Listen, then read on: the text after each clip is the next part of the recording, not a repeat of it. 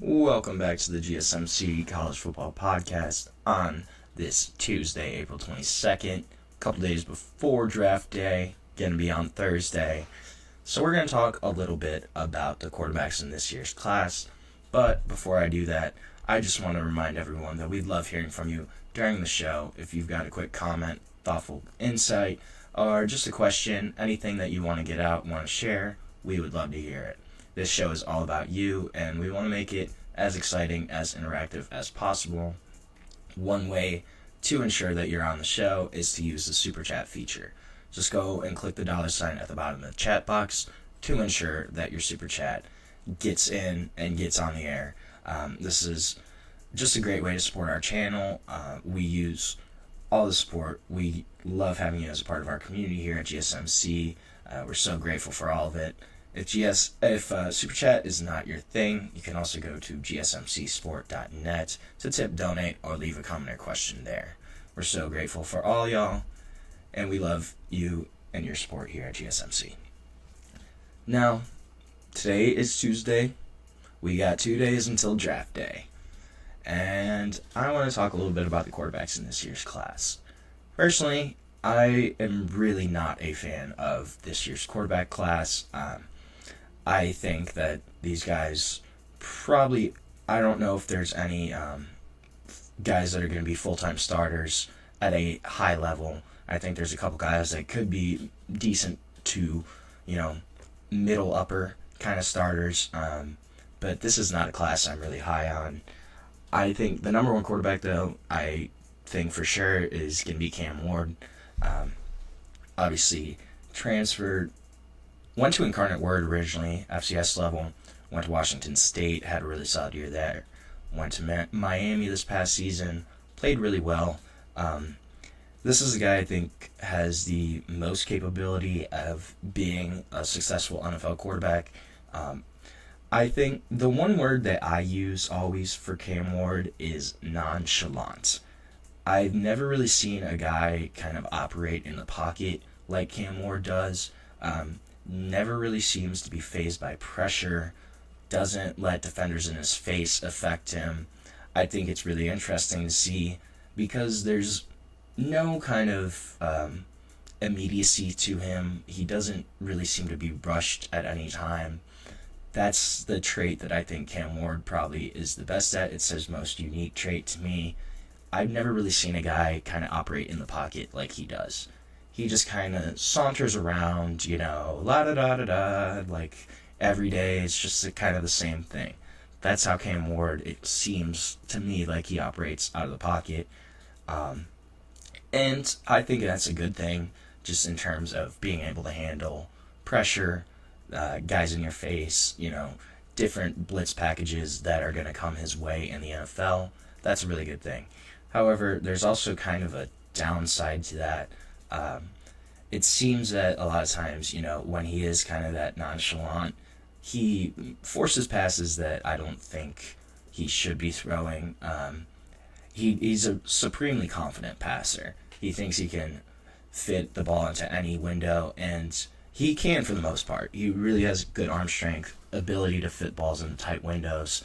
But is it going to bite him in the butt in the pros, kind of if he still carries that nonchalantness and kind of forces balls sometimes, will that bite him? I think it really could. I don't know. We'll see. Tennessee, it looks like Cam's probably going to go to Tennessee. I think that's a solid fit for him. But, there's still not a ton of weapons there.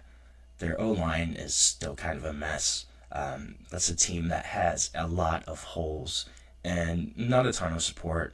It's going to be mostly on Cam Ward. Will he be able to carry that slack? We're going to find out. I think Shedeur Sanders is a clear-cut number 2 quarterback in this class. I don't really have him that far down from Cam Ward. I don't think there's a huge step down from Cam Ward to Shedeur Sanders. I don't think either of these guys would have been top 15 picks in the past 2 draft classes. Last year's class, we had 5 or 6 quarterbacks get drafted. I think Cam, at best, would probably be the 5th or 6th quarterback in that draft class. And same with Shedeur. I think Shedeur is probably even a little farther down. But Shedeur has a lot of good qualities. Dealt with one of the worst offensive lines in the country easily. Got sacked a bunch. Part of that, I think, is just holding the ball a little too long, trying to force it, trying to make a play when there's nothing really there. But this is a guy that's a really strong pocket passer. I think he fits well in kind of a play action system. If Cleveland were to take him, I don't think that's going to happen. If anything, I think maybe they get him at the end of the first if he kind of drops.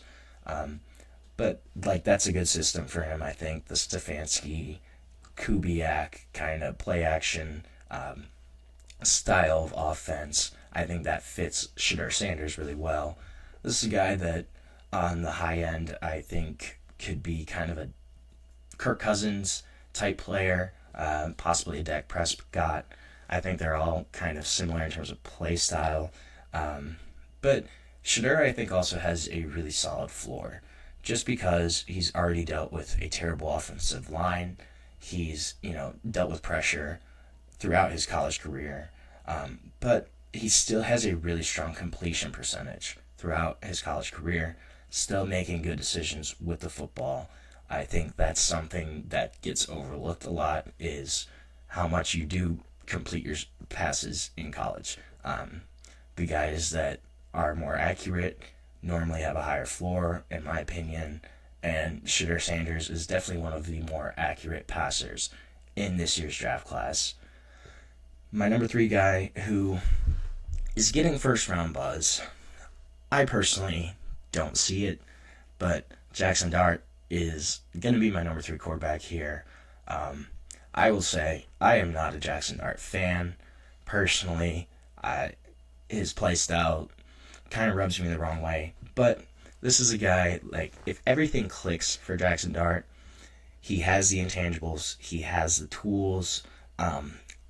He's 6'2", 220, big body, smart, athletic runner, able to extend plays. I just have a couple of concerns with Jaxson Dart. I think the main thing for me is his processing. He, in Lane Kiffin's offense as a starter, most of those wide receivers are open half of the time. Jaxson Dart rarely has to go past his first or second read. And you look at the guys he had in that room the past couple of years, Trey Harris, Juice Wells this past year, Jordan Watkins. These guys were all really elite wide receivers. Even in the last year, he had Jonathan Mingo at one point. Guys that were really strong wide receivers, able to get open. I think the big thing with Jaxson Dart is going to be, can he actually get to his third read? He hasn't really shown it in college. And that's one area he definitely needs to improve on, because I think a lot of times once he got to his second or third read, he would just kind of take off. The other thing with Dart, with the taking off, is the kid never slides. He never slides. You're a quarterback, man. You can't be getting hurt. He never slides. I've watched a lot of Ole Miss football. I've seen Jaxson Dart slide maybe 2 or 3 times. Always going to fight for extra yards, which, love the competitive spirit. But at the same time, man, you're the quarterback. You can't be taking hits every single play. Jaxson Dart has taken some major hits throughout his college career. That's one thing that I wonder, if he is a starter, will his body hold up full time? Just from the amount and the quality of hits that he's taken already in his college career, the dude needs to learn how to slide. If he's going to keep running as a quarterback, he needs to learn how to slide. That's my thing with Jaxson Dart. I think there's a couple. The one landing spot for him that I think is really strong would be the Los Angeles Rams at 26. I think Jaxson Dart, that's probably his best shot to be a legit NFL starter. If he goes to the Rams, sits behind Matthew Stafford for a year, gets in McVay's offense, that's the kind of landing spot that I think Jaxson Dart can be really successful with. I don't see him being successful in a place like Cleveland or New York with the Giants. I just don't think that would be conducive to his development. But that's my little Jaxson Dart rant. The kid needs to learn how to slide. That's all I'm gonna. That's the last time I'll say it though. My fourth quarterback, I think this is gonna be a little shocking. Possibly, I don't have Tyler Shough. I don't have Jalen Milroe. I think it's Quinn Ewers. I really think that the fourth quarterback in this class is Quinn Ewers. Now, I think he's getting a little discredited, probably just from his teammates at Texas, kind of the guys he had around him.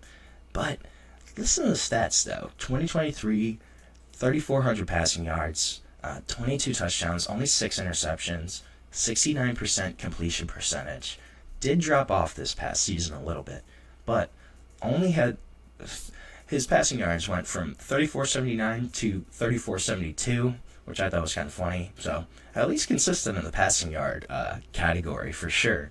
But touchdowns went up. He went from 22 to 31. He did have more interceptions though. He went from 6 to 12. So 9 more touchdowns, 6 more interceptions. Completion percentage dropped to about 66%, 65.8. Those are really good numbers, though. And I get that he did have Matthew Golden, Isaiah Bond, Cup, the past few years, Gunnar Helm, really solid running game. But the kid has still produced. He was a 5-star quarterback. He has the size. I think he's smart enough. Why is he not being talked about more? Is there something behind the scenes? I don't know. I just feel really strongly that I think Quinn Ewers has been more productive than Jalen Milroe. He's been more successful than Jalen Milroe. With Tyler Shough, he's younger than Tyler Shough. Tyler Shough, I don't know. I go back and forth on him. 26 years old. The name that comes to my mind is Brandon Weeden. If you know who Brandon Weeden is, Oklahoma State quarterback that got drafted by the Browns 2012, I think. 2012 or 13. But first round quarterback, he was like 27 years old and was terrible. But I don't know. I think that's the one thing with Tyler Shough is he already maxed out? Is he already fully developed? Besides that, though, that could be a guy that kind of steps in week 1. I think if you're looking for a quarterback to start week 1 for you out of this class, besides Cam Ward, it's probably Tyler Shough. But I'm still not the biggest fan personally. I can't get over the age right now. I think that's my big kind of question mark with him is, when you're already going to be 26 years old as an NFL rookie, have you kind of already maxed out your development, what you can do? I think it's very possible, but I could be very wrong there. I could be very wrong. I'm not going to lie. We'll see. I don't know. I don't feel strongly about Tyler Shough right now, at least enough to really rank him higher on this list. That's just kind of my little take on that. But right now, we're going to take our second break of the show. When we come back, we're going to talk a little bit about the SEC, go over the Auburn Tigers and their upcoming season this year. So stick around on the GSMC College Football Podcast.